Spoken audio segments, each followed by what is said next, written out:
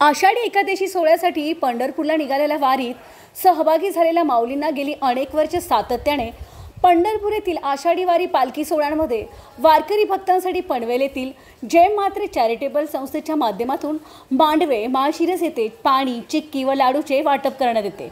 यंदा ही संस्थेचे अध्यक्ष माननीय प्रीतम जनार्दन म्हात्रे यांनी आपल्या कुटुंब आणि मित्रपरिवारासहित वारकरी भक्तांना फराळ देऊन स्वागत करत संत तुकाराम आणि संत ज्ञानेश्वर महाराजांच्या पालखीचे दर्शन घेतले।